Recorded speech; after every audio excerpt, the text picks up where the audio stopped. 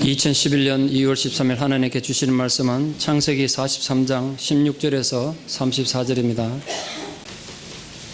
요셉은 베냐민이 그들과 함께 있음을 보고 자기의 청직에게 이르되 이 사람들을 집으로 인도해 드리고 짐승을 잡고 준비하라. 이 사람들이 정오에 나와 함께 먹을 것이니라. 청지기가 요셉의 명대로 하여 그 사람들을 요셉의 집으로 인도하니 그 사람들이 요셉의 집으로 인도되매 두려워하여 이르되 전번에 우리 자루에 들어있던 돈의 일로 우리가 끌려드는도다. 이는 우리를 억류하고 달려들어 우리를 잡아 노예로 삼고 우리의 나귀를 빼앗으려 함이로다 하고, 그들이 요셉의 집 청지기에게 가까이 나아가 그 집 문 앞에서 그에게 말하 이르되 내 주여, 우리가 전번에 내려와서 양식을 사가지고 여관에 이르러 자루를 풀어본 적 각 사람의 돈이 전에 그대로 자루 아귀에 있기로 우리가 도로 가져왔고 양식 살 다른 돈도 우리가 가지고 내려왔나이다. 우리의 돈을 우리 자루에 넣은 자는 누구인지 우리가 알지 못하나이다. 그가 이르되 너희는 안심하라. 두려워하지 말라. 너희 하나님, 너희 아버지의 하나님이 재물을 너희 자루에 넣어 너희에게 주신 것이니라. 너희 돈은 내가 이미 받았느니라 하고 시몬을 그들에게로 이끌어내고 그들을 요셉의 집으로 인도하고 물을 주어 발을 씻게 하며 그들의 나귀에게 먹이를 주더라. 그들이 거기서 음식을 먹겠다 함을 들었으므로 예물을 정돈하고 요셉이 정오에 오기를 기다리더니 요셉이 집으로 오매 그들이 집으로 들어가서 예물을 그에게 드리고 땅에 엎드려 절하니 요셉이 그들의 안부를 물으며 이르되 너희 아버지 너희가 말하던 그 노인이 안녕하시냐? 아직도 생존해 계시느냐? 그들이 대답하되 주의 종 우리 아버지가 평안하고 지금까지 생존하였나이다 하고 머리 숙여 절하더라. 요셉이 눈을 들어 자기 어머니의 아들 자기 동생 베냐민을 보고 이르되 너희가 내게 말하던 너희 작은 동생이 이 아이냐? 그가 또 이르되 소자여, 하나님이 내게 은혜 베푸시기를 원하노라. 요셉이 아우를 사랑하는 마음이 북받쳐 급히 울 것을 찾아 안방으로 들어가서 울고 얼굴을 씻고 나와서 그 정을 억제하고 음식을 차리라며 그들이 요셉에게 따로 차리고 그 형제들에게 따로 차리고 그와 함께 먹는 애굽 사람에게도 따로 차리니 애굽 사람은 히브리 사람과 같이 먹으면 부정을 입음이었더라. 그들이 요셉 앞에 앉되 그들의 나이에 따라 앉히게 되니 그들이 서로 이상히 여겼더라. 요셉이 자기 음식을 그들에게 주되 베냐민에게는 다른 사람보다 5배나 주매 그들이 마시며 요셉과 함께 즐거워하였더라. 아멘. 남북 이산가족이 모일 때마다 우리가 흔히 볼 수 있는 풍경이 하나 있습니다. 북쪽에서 온 가족들이 하나같이 남쪽에 있는 가족들 보고 이렇게 말하는 걸 뉴스에서 제가 여러 번 봤습니다. 우리는 북쪽에서 경애하는 지도자 동지 덕분에 잘 살고 있다는 거예요. 그 남쪽의 괴로도당들 밑에서 고통받고 억압받지 말고 빨리 북쪽으로 오라는 겁니다. 그러면 그 남쪽에서 간 가족들이 사정을 다 아니까 어떻게 대꾸도 못하고 그냥 손 붙잡고 울기만 하는 이런 것들을 저뿐만 아니라 많은 분들이 봤으리라 생각합니다. 한 5, 60년 만에 가족들이 그렇게 처음 만나가지고 한 테이블 앉아서 식사하다고 하지만 그들이 진정으로 만났다고 할 수 있겠습니까? 한 가족인데도 그렇게 이념 문제가 개입되니까 그 참 고민이 많더라고요. 그들이 한 가족인데 그렇게 하나가 됐다고 할 수 있겠습니까? 오늘 본문에는 무려 22년 만에 요셉의 12형제가 한자리에 앉아서 식사하는 장면을 중계하고 있습니다. 이들이 한자리에 모두 모여 앉아서 같이 식사하니까 다시 하나가 됐다고 말할 수 있겠습니까? 절대로 아니겠죠. 어떻게 이들이 그 긴 시간의 간극을 극복하고 진정으로 하나가 될 수 있겠습니까? 그게 오늘 우리 고민입니다. 곡식을 사러 온 형들을 만난 감격이 채 가시기도 전에 요셉이 형들을 고향으로 돌려보내놓고 무슨 생각을 주로 했을 것 같습니까? 여러분이 요셉이면 형들 돌려보내고 무슨 생각을 했을 것 같습니까? 아마 맨 먼저 든 생각이 과연 베냐민이 정말 살아있을까? 또 살아있다면 형들이 과연 베냐민을 데리고 올까? 또 만약 데리고 오지 않는다면 어떻게 하나? 뭐 이런 생각을 하지 않았겠습니까? 솔직히 뭐 형들이 베냐민을 안 데려온다고 뭐 형들을 죽이겠습니까? 감옥에 가두겠습니까? 뭐 그럴 수는 없죠. 형들과 달리 요셉은 또 요셉대로 복잡한 생각하면서 잠 못 드는 긴 밤을 지새웠을 것 같습니다. 뭐 아버지 생각도 나고 고향 생각도 나고 또 형들 생각하니까 안 볼 때는 몰랐는데 보고 나니까 복잡한 마음의 감정들이 왜 없었겠습니까? 게다가 곡식이 벌써 떨어졌을 텐데 요셉이 기다렸는데도 형들이 안 오는 거예요. 그러니까 얼마나 기다렸겠어요. 형들보다 어쩌면 요셉이 더 속이 더 새카맣게 타들어갔을지 모르겠습니다. 형들 기다리는 마음이 완전히 일각이 여삼추처럼 그렇게 기다렸을 거예요. 아니 형들이 겁을 먹고 안 오는 건가? 내가 지난번에 너무 겁을 줬는가? 벌써 곡식 떨어졌을 텐데 왜 오지 않는 거지? 이렇게 기다렸을 거예요. 그렇게 애간장을 태우고 있는데 어느 날 드디어 또 완전히 먼지 뒤집어쓰고 초라한 모습으로 형들이 곡식 사러 나타난 겁니다. 얼마나 반가웠겠어요. 정말 반가운 마음에 내려가서 뭐 포옹이라도 하고 싶지만 그 마음 감추면서 형들을 살핍니다. 무엇부터 살폈겠습니까? 과연 베냐민을 데려왔는가? 그것부터 살폈겠죠. 헤아려 봤겠죠. 하나, 둘, 셋, 10명 맞는가, 11명 맞는가. 근데 그 형들 사이에서 낯선 젊은 청년의 얼굴을 보게 된 겁니다. 갓난아기 때 보고 지금 22년 만에 이상 가족 상봉 아닙니까? 그 요셉의 심장이 고동을 치고 막 숨이 가빠지는 걸 느꼈을 거예요. 당장이라도 동생을 품에 안아보고 싶고 또 지금이라도 자기가 요셉이라고 밝히고 동생 베냐민과 만나고 싶지 않았겠어요. 그러나 지금 주변에 눈이 많고 또 분주한 집무실에서 부하들도 많은데 그럴 수 있는 상황이 아니었습니다. 게다가 지금 요셉은 자신의 신분을 드러낼 수 있는 상황이 아니에요. 우선 어쨌든 안도의 한숨을 쉽니다. 왜냐하면 자기처럼 요셉을 어디 팔아먹었든지 죽이든지 하지 않고 살려뒀다는 건 증명됐으니까 안도의 한숨을 내쉬었겠죠. 지금 요셉은 자기 감정을 그렇게 함부로 드러낼 수 있는 입장이 아니에요. 자칫하면 자기 감정을 형들이나 옆에 주변에 있는 사람들에게 들킬 염려가 있죠. 주변에 곡식 사러 온 사람들도 많을 거고 신하들도 많이 있지 않았겠어요. 그래서 요셉은 청지기에게 명해서 자기 집으로 형제들을 다 초청해서 식사를 대접하라고 명령했습니다. 물론 청지기에게 이분들이 나의 형이다 이런 얘기는 하지 않았겠죠. 그러나 하여튼 예의를 갖추어서 친절히 대하라고 특별히 당부를 한 것 같습니다. 이 베냐민과 함께 오니까 형들에 대한 대우가 이렇게 달라졌어요. 문제는 형들입니다. 요셉의 의도를 알 리가 없는 형들이 얼마나 스트레스 됐겠어요. 이 이집트 같은 대제국의 총리 대신이 자기들 같은 이 외국인들, 특별히 식량사로 온 자기들을 집으로 초대할 리가 없잖아요. 그런데 총리 대신이 자택으로 초대해서 같이 식사를 하겠다는 소리 들으니까 완전히 또 까무라치는 겁니다. 오늘 우리 또 다 죽고 다 이래 된 거죠. 이 죄책감이 이런 무서운 겁니다. 당연하지 않았겠어요. 자기들처럼 이렇게 초라한 이방인들을 그 대제국의 총리 대신이 왜 초대하냐고 아무리 생각해도 이해가 안 되죠.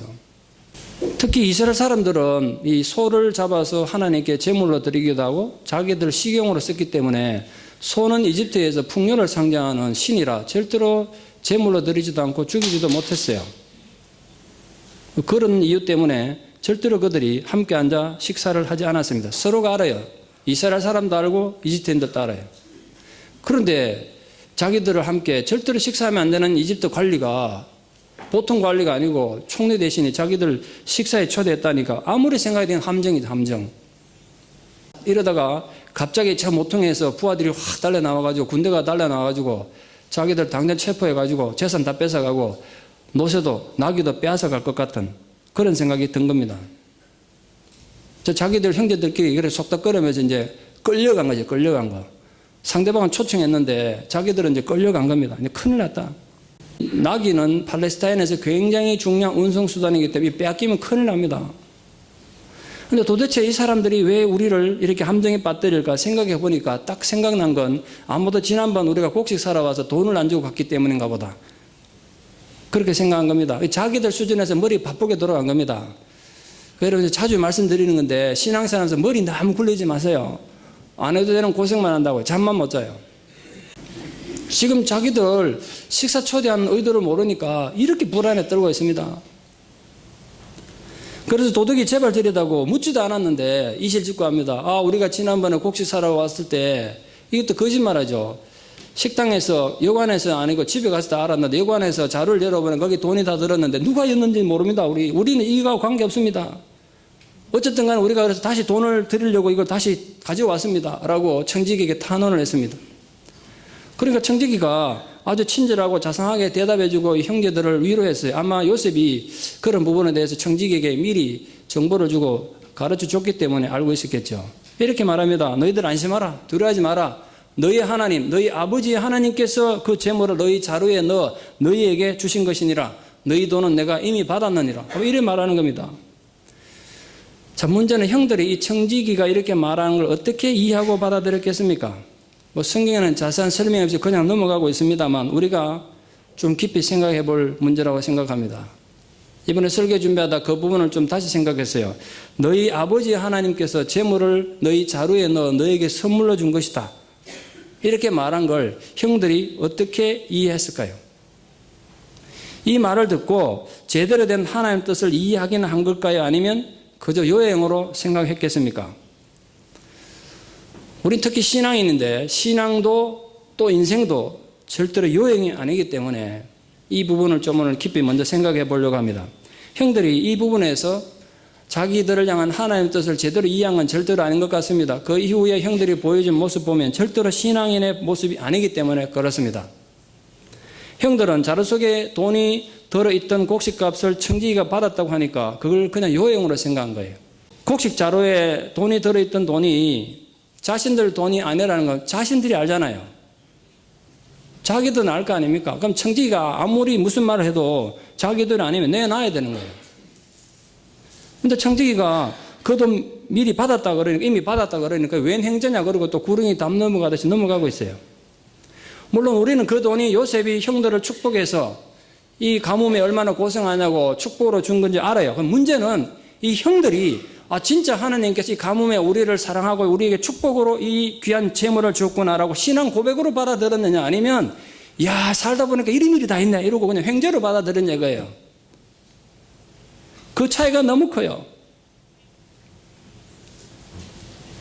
이 자세는 모든 사물을 받아들일 때 하나님께서 은혜로 주신 거라고 받아들이느냐 아니면 그냥 내가 운이 좋아서 내가 실력이 좋아서 이렇게 내 삶에 열매가 있다고 생각하느냐 이 자세는 모든 삶에 있어서 굉장히 중요한 영향을 주기 때문에 중요하다고요. 그 여러분 재물이든 건강이든 어떤 종류의 성공이든 하나님 은혜로 주어지지 않은 것은 하나님의 은혜로 주어지지 않은 모든 삶의 기회는 불행의 씨앗이 될 수 있기 때문에 중요합니다. 생각을 좀 많이 하셔야 돼요. 7년쯤 전입니다. 어떤 좀 연세 많이 드신 분이 저에게 와가지고 말씀하시기를 영국에 있는 어떤 귀족 부인이 암에 걸려서 죽으려고 그러는데 자기 전 재산을 사회에 환원하려고 그러다가 어디다가 이 재산을 줄까 그러다 자기를 찾았다는 거죠. 그래서 이메일이 왔는데 그 유산을 물려받기 위해서 은행 계좌번호도 필요하고 본인이라는 확인을 위해서 소셜 시큐리티 넘버와 또 운전면허증 카피를 필요하다고 해서 그리고 영국에서 미국까지 돈이 오려면 외국환이 오려면 수수료가 필요한다. 수수료는 당신이 먼저 물어야 된다. 그러니까 수수료를 보내달라. 이렇게 왔다는 거죠. 근데 왜 웃습니까? 근데 이분이요. 미국에 온 지 한 40년쯤 되셨고 PhD 학위까지 공부하신 분이세요. 연세도 저보다 훨씬 많고 저는 미국에 이제 온 지 스탬프 도장도 안 받은 입장이고 지금. 근데 이분이 저한테 오기 전에 이미 많은 정보를 그쪽에 다 넘겼어요. 소셜 시큐리티 카피 떠가지고 보내고요. 은행 잔고도 계좌번호도 보내고 운전면허도 다 보냈어요. 근데 저한테 온 이유가 뭐냐? 수수료를 달라는데 이 수수료가 꽤 거금이었어요. 자기 혼자 감당이 안 되니까 어떻게 해결했으면 좋겠냐? 그거 물으러 온 거라 저한테. 왜 물으러 왔냐? 매달 며칠까지 수수료가 안 오면 이 행운이 다른 사람한테 간다는 거야. 그때까지만 해도 저도 그런 얘기 들어본 적도 없고요. 메일을 또 보니까 아주 공문서처럼 희한하게 만들어 놨더라고요. 저도 듣도 보도 못한 일이라 참 신기하게 생각됐습니다. 야, 세상에 별일이 다 있구나 이런 생각이 있어요. 근데 아무리 생각해봐도 이거는 사기 같더라고요. 이런 메일을 피싱 메일이라고 하는데 요즘 사회 문제가 돼서 뉴스도 많이 나오고 하니까 많이들 합니다. 근데 그때만 해도 아직 이게 사회 문제화 되기 전이라 아무도 몰랐었어요. 근데 요즘도 제게 이메일이 많이 옵니다. 옛날에는요, 오빠 저 한가요 이런 메일이 잘 오더니 그래 메일을 바꿨거든요. 하도 오빠 한가다 이랬어. 요즘은요 농담이 아니고 아마 오늘도 가서 메일 열면 한 100여 통 하루에 한 거의 수십 통이 오는데 한 이틀 2, 3일만 메일 체크업 안 하면 한 150통 200통이 스팸 메일 쌓이는데 대부분 내용이 뭐냐면요 Congratulations 당신이 이름 복권에 당첨됐습니다. 또는 또 암에 걸려 죽는 사람도 왜 그래 많은지 이 사람이 죽으면서 뭐 재산을 남기려고 그러는데 당신에게 또 내가 목사인 줄 아는 사람이 있어서 당신 교회에 이걸 도네이션 하고 싶다. 그런데 요즘은 항상 끝에 가면 이거예요. 수수료는 당신이 물어라. 빨리 연락 안 오면 다른 사람의 행운이 갈 수 있으니까 내용이 똑같아. 답장은 기다립니다. 아직도 답장 기다렸을 거예요, 그 사람들. 한국에서는 중국의 이 근거로든 피싱 메일 때문에 아직도 많은 사람들이 피해를 보고 있다고 요즘도 뉴스에 나옵니다. 그런데 신문에 읽을 때마다 참 한심한 일이다. 그 보면 누가 봐도 사기인가 할 텐데 속는 사람들이 있는 건 참 이상하죠. 예? 한국 사람들이 꽤 많이 속는데 어쩔 수 없는 것 같아. 한국 사람은 공짜로 가면 양재물도 마시고 보니까 뭐 어쩔 수 없겠다는 생각이 드는데 피해가 심각하다고 그러더라고요. 지난주에 신문에 보니까 한국과 중국의 경찰이 공조해가지고 피싱 메일 단체를 잡았다 그러는데 하여간에 그래서 그분에게 성도는 이건 아무래도 사기 같습니다. 그래도 안 믿어요. 내게 무슨 흑심이 있지 않는가 또 쳐다보더라고. 그래서 나도 잘 모르겠으니까 경찰에 가서 한번 물어보라고. 그러면 그 사람들이 보면 알지 않겠냐. 이 사람이 경찰서 가져갔어요, 서류를. 근데 거기에서 이제 사단은 경찰서에서 사단이 난 겁니다. 왜냐하면 경찰서 가니까 파가 두 패로 나눠졌어요. 경찰들도 이제 그때 보도 못한 거니까. 그래도 경찰들 보니까 이거는 사기라고 말하는 파가 한 파가 있고, 사기파가 한 파가 있고, 한 파는 행운파. 야, 당신이 행운이 좋다. 이런. 그 행운파라는 사람이 서류 좀 보자 그러더니 몰래 가져가서 카피를 뜨더래, 그거. 그거 갖고 뭐 했는지 모르겠지만. 그 뒤에 그분이 그것 때문에 엄청 곤욕을 치렀어요. 곤욕을 치르고 말죠. 자기 정보 다 줬는데 뭐 카드 만들고 별짓도 안 했겠어요. 지금 주어진 뜻밖의 행운이 하나님의 축복으로 주어진 것이냐 아니면 단지 운이 좋아서 그런 거냐. 신앙에는 그분에 민감하셔야 돼요. 준다고 덥석덥석 받으면 안 된다고. 그렇지 않으면 결정적인 순간에 불행해지기 십상입니다. 어쨌거나 형들은 이 부분에 대해서 아주 진지하게 생각을 하지 않은 것 같아요. 특히 시몬까지 풀려나니까 긴장이 확 풀렸겠죠. 시몬이 어떻게 생활했는지 알 수는 없지만 뭐 다른 제수들처럼 고통받고 그러진 않았을 겁니다. 요셉의 목적이 복수가 아니었기 때문에. 근데 어쨌든 떨어져 있던 형제들이 다시 만났잖아요. 시몬이 어떻게 됐을까 불안한데 형제들이 만났으니까 얼마나 반가웠겠어요. 제가 그걸 생각했습니다. 아마도 이렇게 떨어져 있는 그 시간을 통해 가지고 이 형제들이 다시 만나는 과정을 통해서 자기들 안에 이 형제들은 절대 하나가 됐던 적이 없거든요. 엄마가 다 다르다 보니까 늘 싸우고 이랬는데 그 자기들 안에 파괴되고 약해져 있던 형제가 되살아나는 계기가 되지 않았을까 이렇게 생각합니다. 요셉의 집으로 초대된 형제들에게 발 씻을 물이 주어졌고 심지어 나귀에게까지 먹이가 공급됐습니다. 이건 손님에 대한 아주 극진한 환대하는 모습입니다. 그러나 지금 요셉 형들 입장에서는 엄청 부담이 됩니다. 지금 자기 친구들 집도 아니고 상대가 당시 세계 최대 제국 애굽의 총리 되신 집입니다. 그런데 이렇게 환대받을 까닭이 없다고요. 얼마나 불안했겠어요. 좌불안석이죠. 그 형제들은 총리 대신과 함께 정오에 식사를 한다고 하니까 이제 예물을 준비했습니다. 이집트 사람들은 지금은 좀 다르지 않을까 싶습니다만 이 성경이 쓰여질 당시에 이집트인들 하루 2번 식사했습니다. 아침에 늦게 일어나서 그런지 모르겠습니다만 정오에 아침 식사를 하고 해지고 나서 일 마친 뒤에 저녁을 먹었습니다. 여자분들이 그래서 하면 참 좋겠죠. 하루 세끼 밥 차리느라 힘드신 분들 하루에 2번 먹고 살면 얼마나 좋겠어요. 저도 솔직히 하루 한 끼만 먹고 살면 좋겠어요. 밥 먹는 게 귀찮아가지고. 자, 하여간 요셉이 등장하니까 형제들이 모두 땅바닥에 엎드려서 예물 내놔놓고 절을 합니다. 그때 요셉이 뭐부터 했나 보세요. 뭐 상투적인 얘기입니다만 여러분 누구를 만나든지 비록 그게 나의 적이라고 해도 우리가 신앙인이니까 주의 제자니까 평안을 먼저 비는 상대방의 안부에 먼저 관심을 가지는 우리가 됐으면 좋겠어요. 요셉이 보세요. 그들이 안부를 먼저 물었다고요. 얼마나 미운 형들인데. 그들이 안부를 물었어요. 뭐 여행은 어땠는지, 그동안 또 가뭄에 고생은 하지 않았는지, 가족들 모두 무사한지, 뭐 건강은 괜찮은지 이런 거 물었다고요. 그리고 지금 요셉이 가장 궁금한 게 뭐겠습니까? 아버지 안부예요, 아버지. 아버지가 살아계신지 돌아가셨는지 궁금하지 않겠어요? 그래서 묻습니다. 너희 아버지, 너희가 말하던 그 노인도 안녕하시냐? 지금도 생존해 계시느냐? 이게 제일 궁금하죠. 생존해 계시는지. 그때 형들이 대답을 잘 보세요. 요셉에게 아버지를 어떻게 소개하고 있는가? 당신의 종 우리 아버지가 평안하고 지금도 생존해 계십니다. 지금 아버지 야곱이 요셉에게 와가지고 뭐 무릎 꿇고 절한 건 아니지만 형들의 입으로 아버지를 요셉의 종으로 만들어버렸어요. 이건 그 옛날 요셉이 꾸었던 꿈이 완벽하게 이루어지는 것입니다. 여러분 기억하십니까? 예전 어릴 때 요셉이 해와 달이, 그게 이제 부모를 상징하는 거죠. 해와 달, 그리고 11별이 자기에게 절하다라는 꿈을 듣고 형들도 화냈고 아버지 야곱도 화내었던 거 기억하십니까? 그때 형들은 요셉에 대한 질투에 눈이 멀어가지고 요셉의 꿈을 전혀 이해하지 못했습니다. 근데 그 꿈은 말입니다, 요셉이 자기들 위해 군림한다는 꿈이 아니었다고요. 물론 지금 이렇게 계급이 차이가 있지만 궁극적인 그 꿈의 내용은요, 바로 요셉의 꿈이 이루어짐으로써 한 개인의 꿈의 응답이 아니라 자기들 온 가족들이 생존할 수 있고 하나님 은혜를 입고 구원받을 수 있다는 하나님 약속이 요셉의 꿈속에 있었던 겁니다. 근데 그걸 아무도 몰랐던 거예요. 근데 오늘 그 꿈이 그대로 이루어진 것입니다. 자, 형제의 얘기를 듣던 요셉의 눈길이 가서 멈춘 곳은 어딜까요? 동생 베냐민입니다. 같은 어머니에게 태어난 유일한 동생 베냐민 아닙니까? 그 깊은 애정의 눈으로 바라봤겠죠. 아까는 사람들이 많아가지고 쳐다보고 싶어도 보지 못했는데 세밀하게 살펴봤습니다. 22년이 지났지만 핏줄은 못 속인다고, 자기 보니까 자기 얼굴도 닮은 것 같고 돌아가신 엄마를 닮은 것 같기도 하고 아버지를 닮은 것 같기도 합니다. 뭐 만감이 교차하지 않겠어 쳐다보는데, 보고 싶은 어머니 생각도 나고 아버지 생각도 나고 뭐 고향 생각도 나고 그랬겠죠. 그래서 확인하기 위해서 형들이 묻습니다. 이 애가 너희가 말하던 너희 막내 동생이냐?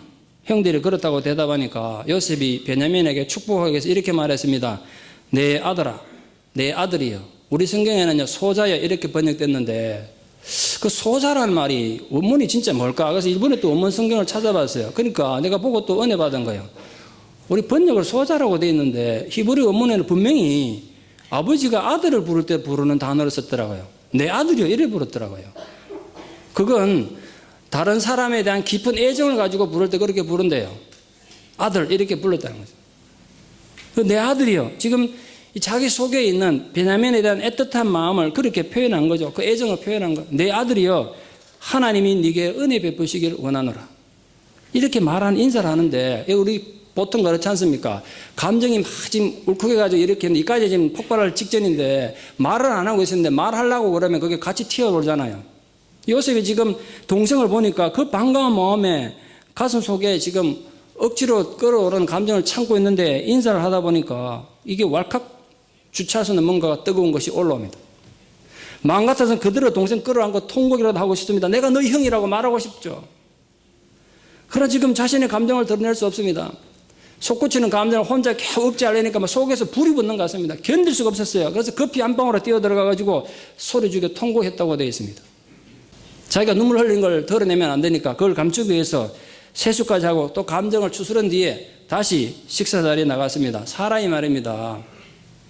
좀 성숙하고 인격이 자라면 이 감정을 너무 급하게 드러내지 않아야 되는데 이렇게 감정을 드러내지 않고 참을 수 있는 마음이 깨어진 인간관계를 회복하는데 굉장히 중요한 태도 같습니다. 그래서 식사를 준비하겠는데 본문에 보니까 요셉 따로 또 요셉만 온 게 아니고 총리 대신이니까 밑에 부하도 많았을 거고 관리가 많지 않았겠어요. 그 애국 관리들 따로 형제들 따로 그렇게 했습니다. 문제는 이제 형제들을 식사 자리에 앉추는데 본문에 보니까 알아서 앉으라 이러면 될 텐데 나이 순서대로 정해줬대요. 그러니까 나이 순서대로 앉혔다는 말을 요세푸스는 자기 책에서 이렇게 설명합니다. 집에서 아버지와 함께 식사할 때마다 앉는 자리 순서대로 앉는 방법으로 앉혔다 이렇게 돼 있어요. 그거는 가족이 아니면 절대 모르는 겁니다.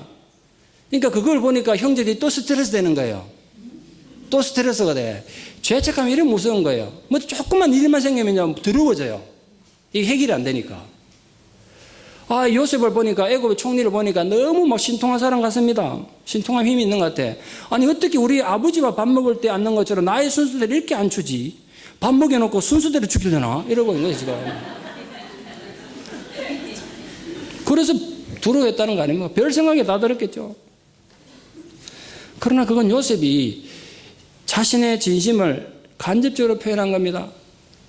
자신이 형들과 화목하고 싶고 형들을 다시 되찾고 싶은 진심을 그렇게 표현한 거라고요. 자기는 결코 형들을 잊은 적이 없다 이거죠. 형들을 다 기억하고 있다는 거예요. 모르겠습니다. 어린 나이에 헤어져가지고 22년 지났는데 형이 한둘도 아니고 10명쯤 되면요 이름하고 얼굴하고 순서가 헷갈리지 않을까 모르겠습니다. 다 그 기억하는 게 쉬운 일인지 모르겠어요. 그런데 우리가 정말 심각하게 이 요셉의 사건을 보면서 질문해야 될 의문이 하나 있습니다. 왜 요셉은 형제들에게 그렇게 깊은 애정을 가지고 있고 특히 그토록 보고 싶은 동생 베냐민을 앞에 두고도 자신이 요셉이라는 정체를 밝히지 않았느냐. 그 요셉을 너무 사랑해서 22년 만에 만난 동생 베냐민을 보고 반가움과 그리움에 사무쳐서 통곡할 정도로 감정적인 반감이 있는데도 왜 자신을 나타내지 않았느냐 그래요. 이유가 뭘까요? 왜 그랬을 것 같습니까?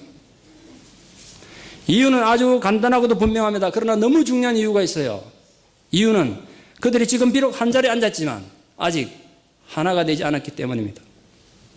하나가 되지 않았기 때문에 자신을 드러낼 수가 없었어요. 요셉의 처지에서 그렇게밖에 할 수 없었던 이유를 최근에 일어난 러시아 간첩단 사건의 예를 들어서 좀 설명해 보려고 합니다. 몇 달 전에 있었던 사건이니까 많이들 기억하시리라 생각합니다. 10명이나 되는 러시아 스파이들이 미국에서 활동하다가 체포돼서 다시는 미국으로 돌아오지 않는다는 그 각서를 쓰고 추방됐던 거 기억하시죠? 그중에 특히 안나 체프먼이라는 미녀 스파이가 아주 세계적으로 이슈가 됐죠. 러시아에 돌아가서 영웅이 됐더라고요. 돌아가자마자 러시아 공산당원의 간부가 되고 또 잡지 표지 모델이 되고 권총 들고 이렇게 있던데 보니까. 보셨나요? 그런데 그들의 스파이 활동은 벌써 몇 년 전에 어떤 신문에 한 10년 전부터 벌써 알았대요.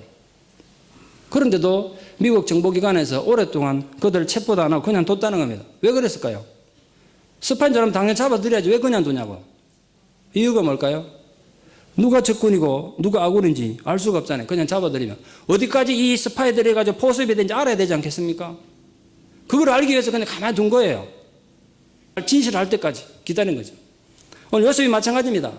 요셉 입장에서 정말 고민되고 형들에 대해서 알고 싶은 게 뭐겠습니까? 여러분 요셉이라면 형들에 대해서 알고 싶은 게 뭐겠어요? 과연 이 형들을 이제는 믿을 수 있는가? 지금 형들이 어떤 상태에 있는가? 과거에 자기를 죽이려고 시도하다가 노예로 팔아먹은 그 잔인한 마음, 그 나쁜 마음을 가지고 여전히 동생 베냐민을 미워하고 해치려는 생각을 가지고 있지는 않은가? 형들은 궁극적으로 자신들의 과거의 잘못에 대해서 회개를 했을까? 이거를 요셉 입장에서는 반드시 해결해야 될 의문이었습니다. 이게 해결되지 않고선 이들이 하나가 될 수 없는 겁니다. 그래서 쉽게 자기를 드러낼 수가 없습니다. 물론 이제 요셉이 애굽의 총리 대신이니까 총리 대신이라는 자기 권위를 딱 드러내면 형들이 감히 대적은 못하겠죠. 그러나 문제는요, 형들의 진심을 알 수가 없습니다. 총리 대신된 요셉이 형들에게 그런 질문하는데 당신도 회개했습니까? 그럼 회개했다 그러지 안 했습니다. 이럴 수 있겠습니까? 진심을 알 수 없어요. 그래서 요셉은 자기를 감춘 상황에서 형들을 알아야 돼서. 왜냐하면요, 나중에 뒷부분 나오겠습니다. 더 중요한 부분인데 요셉은 늘 생각한 거예요. 자기가 지금 몸은 높아가지고 한 나라의 총리가 됐지만 자기가 가야 될 땅, 자기가 묻혀야 될 땅, 자기의 영원히 살아야 될 땅, 이곳이 아니라는 걸 알고 있었어요. 죽어서라도 고향을 가야 한다고 알았던 사람이에요. 그건 나중에 뒷부분 창세기 마지막에 말씀드리겠습니다. 자기가 머물러야 할 땅은 지금 내가 여기서 성공했다, 여기 머물러야 될 것이 아니라 아버지 고향 땅, 가나안 땅, 하나님이 약속으로 준 땅, 하나님이 축복으로 준 땅으로 돌아가야 한다는 걸 알았어요. 그런데 문제는 그곳에 가고 싶은데 형들이 과거에처럼 여전히 자기를 미워하고 죽이려고 생각하고 있으면 못 돌아가는 거죠. 하나가 될 수 없으니까. 그 필연적으로 요셉은 형들의 진심을 알아내야 했습니다. 그런데 무슨 방법으로 도대체 사람 마음을 알아내겠습니까? 어떻게 요셉이 형들의 그 속을 알 수 있겠냐고요. 방법은 베냐민을 데려오게 한 다음에 자기 앞에서 형들이 베냐민을 어떻게 대하는가 태도를 보고 하는 겁니다. 왜냐하면요, 베냐민의 지금 모든 조건이 요셉의 조건과 아주 닮았습니다. 너무나 똑같아요. 야곱이 유일하게 사랑했던 라헬의 아들입니다. 그래서 배다른 형제예요. 게다가 지금 여러분 보셨습니다만 예전에 요셉만 편애하고 사랑했던 것처럼 야곱이 베냐민만 끼고 사랑하고 편애하는 거 똑같아요, 모습이.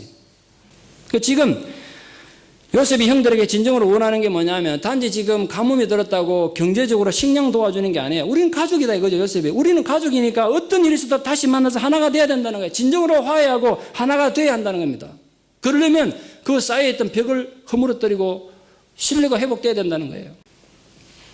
남북한의 정치인이나 군인들이 대화하기 위해서 테이블에 같이 앉았다고 진정으로 하나가 되었다고 믿는 사람은 아무도 없을 겁니다, 아마.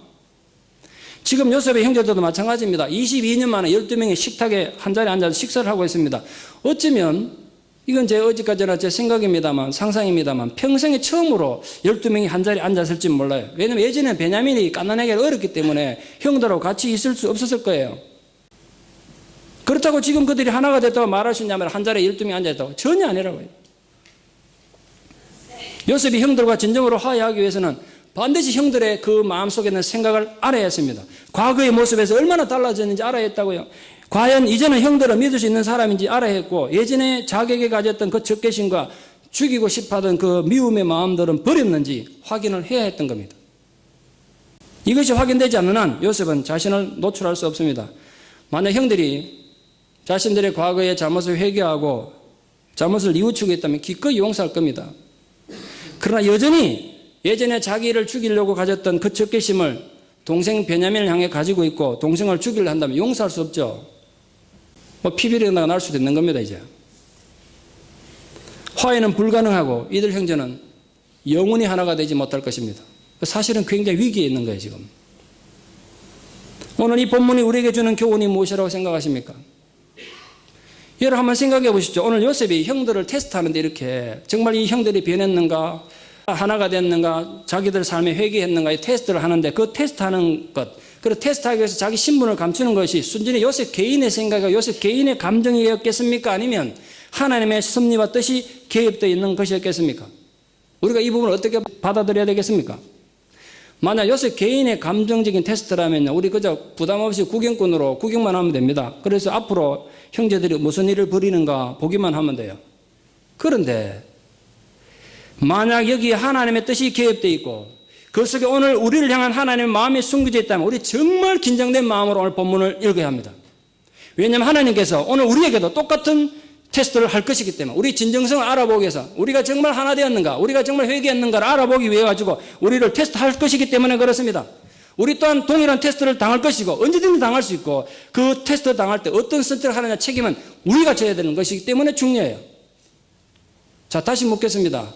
오늘 요셉이 형들을 테스트한 이것이 요셉 개인의 생각이었겠습니까? 그 속에 하나님의 뜻이, 하나님의 섭리가 있는 것이겠습니까?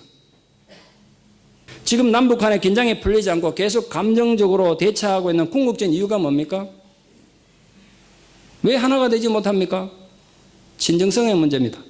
지난주에도 군사회담을 위한 실무자 회담이 있었지만 북한 대표가 일방적으로 회담 포기하고 나가버렸죠. 어떻게 믿겠어요, 그런 사람들? 남한에서는 북한의 진정성을 의심하기 때문에 계속 그걸 테스트하려는 것이고 북한으로서는 자기들 속셈을 또 들키면 안 되니까 계속 무리수를 두고 있는 거 아닙니까? 그 북한을 돕기 위해서는 반드시 그 전에 확인돼야 될 것이 있습니다. 그들이 다시는 전쟁을 일으킬 생각이 없다는 진정성, 전면전은 말할 것도 없고 지난번 연평도 불법 포격 사건처럼 그런 도발을 하지 않고 진정으로 평화를 원한다는 진정성 말입니다.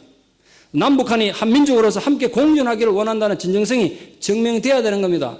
만약 그런 진정성이 증명도 안 되는데 무조건 도와만 주면요, 지난 세월 증명된 것처럼 또다시 핵폭탄이나 만들고 크고 작은 도발을 일으킬 겁니다.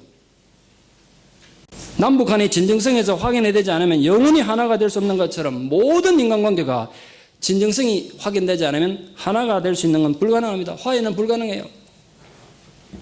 서로의 관계가 깨지게 된 이유가 분명히 있을 텐데 이유가 있지 않겠어요? 같은 잘못이 자꾸 되풀이되는 건. 그 상태가 아직도 진행되고 있는지 아니면 지금은 변했는지를 확인하고 점검이 돼야 화해가 되고 진정으로 하나가 되는 것입니다. 그것이 확인이 되지 않으면 지금 요셉의 형제들처럼 한 상에 둘러앉아 밥 먹고 있어도 진정으로 하나 된 게 아니에요. 그럼 화해는 불가능해요. 하나님께서 오늘 우리에게도 마찬가지예요. 하나님께서 우리에게 많은 축복을 주시기 전에 진정으로 하나가 되는가 테스트 하신 뒤에 주실 거라고요. 그 테스트 잘 통과하십시오. 회개할 것 미리 하시고 자기 잘못 인정할 거 하시고 그 속에 하나 됐을 때 하나님께서 하나님의 은혜를 주실 거라고요. 이 부분에서 오늘 본문이 우리에게 주는 교훈이 큰 것입니다. 모든 인간관계에서 이 정신은 크게 작동될 것입니다. 물론 의심이 가는 사람, 아직 신뢰할 수 없는 사람, 미운 사람에게 아무 내색도 하지 않고 관계를 지속한다는 건 참 어렵습니다. 우리가 무슨 영화 배우도 아니고.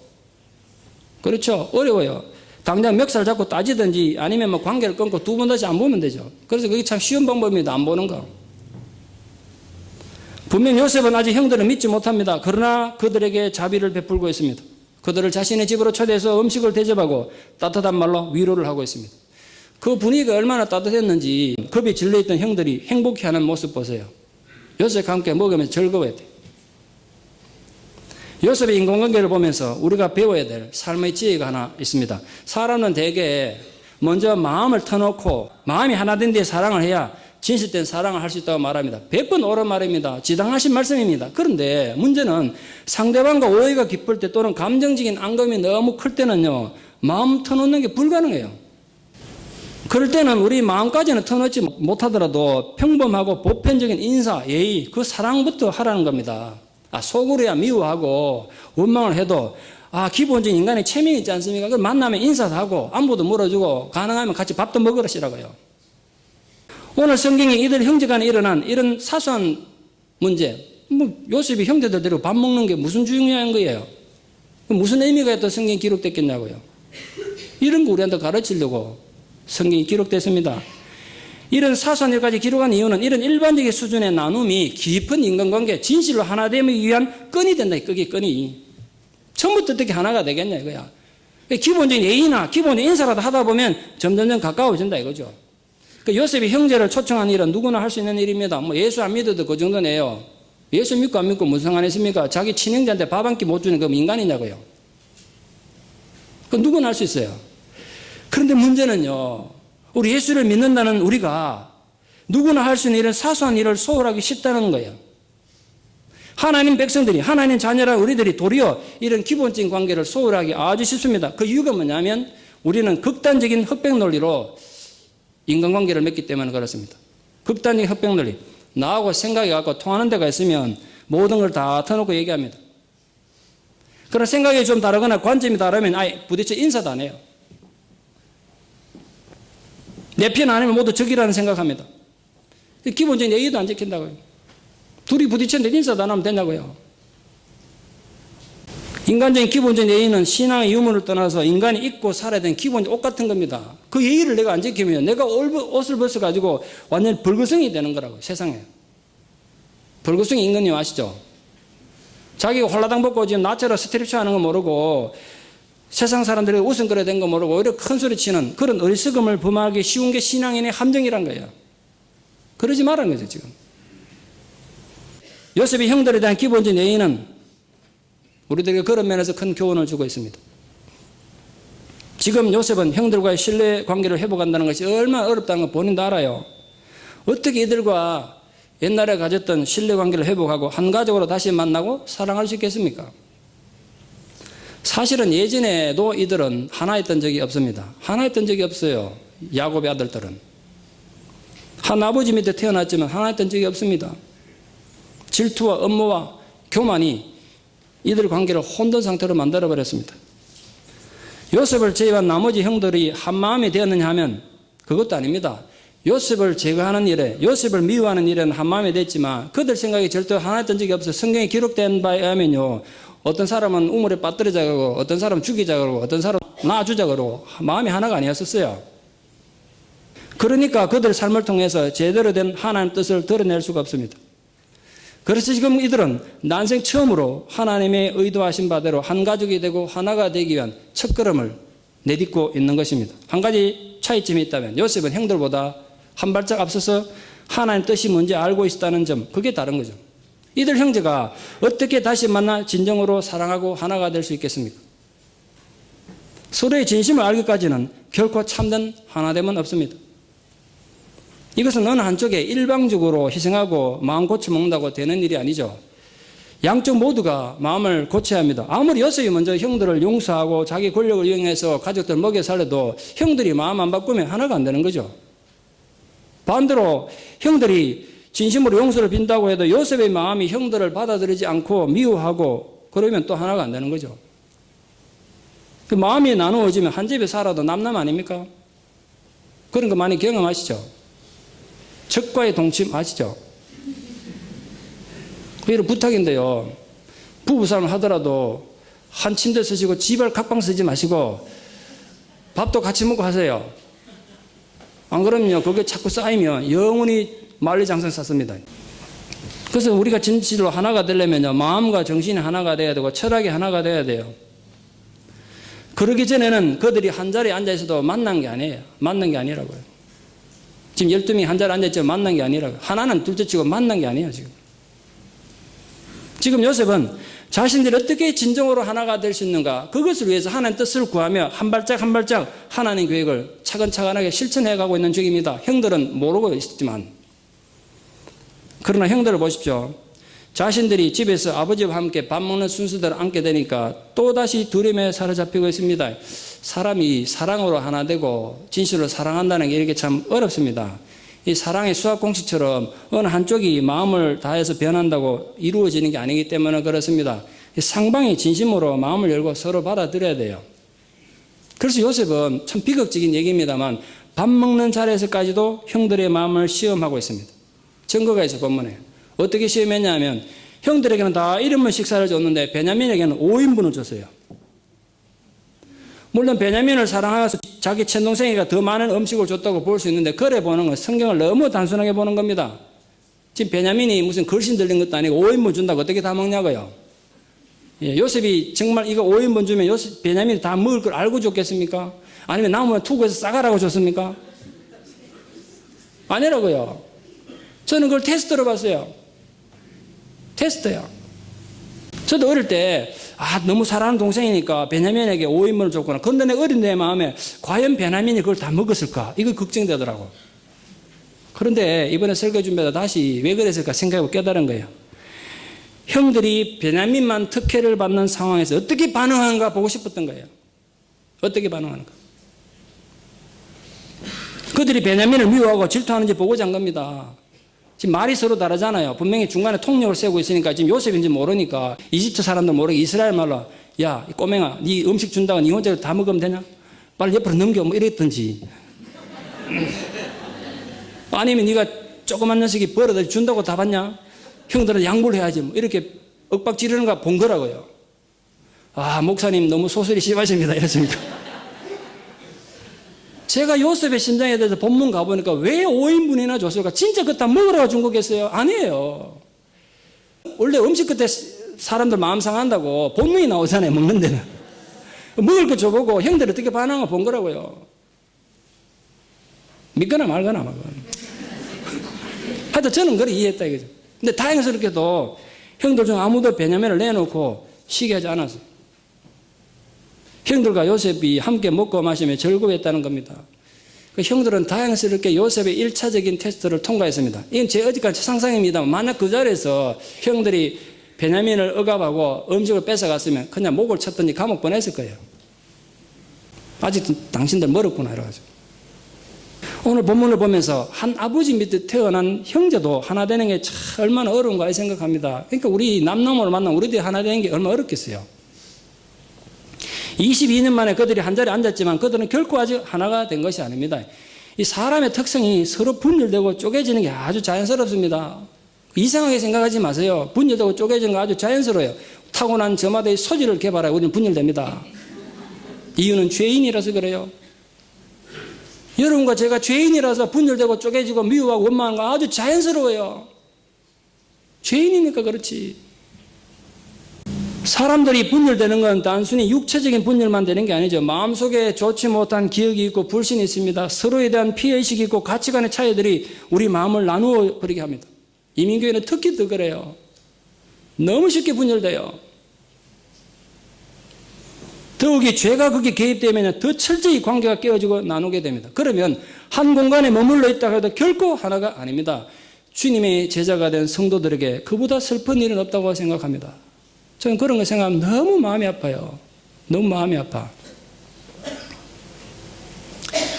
요셉의 형제들도 22년 전에 그들이 저질렀던 죄가 아직 그들 안에 해결되지 않으니까 결코 그것 때문에 하나 될 수가 없어요. 죄책감에 그들을 탁 마음을 가로막고 있습니다.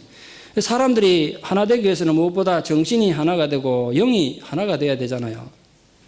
생각이 서로 다른데 자리만 함께하고 있다고 저절로 하나 되는 건 결코 아니잖아요. 여러분이 진정으로 하나 되기를 원하십니까? 혼자라도 먼저 그렇다면 하나님께 나아가십시오. 내가 먼저 하나님께 나아가지 않는 이상 절대로 다른 사람들과 하나가 될 수 없습니다. 요셉이 결국은 형제들과 궁극적으로 마지막에 가면 하나가 되는데 그렇게 하나가 될 수 있었던 이유는 자기가 비록 형들의 배신을 당해서 노예로 팔려고 감옥에 가 있었더라도 그 속에서 계속해서 하나님께 나가는 걸 멈추지 않았기 때문입니다. 요셉이 신세 한탄이 나고 원망이 나고 복수심만 가지고 하나님을 안에 버렸다면 하나님이 계신데도 왜 내 삶이 이렇게 어려우냐고 하나님을 버렸다면 피비린내는 복수극이 벌써 이 집안에 벌어졌을 것입니다. 그러나 요셉은 그런 억울하고 답답한 상황 속에서도 하나님과 동행했고 늘 하나님의 말씀을 묵상했으며 하나님 앞에 정직하려고 노력했습니다.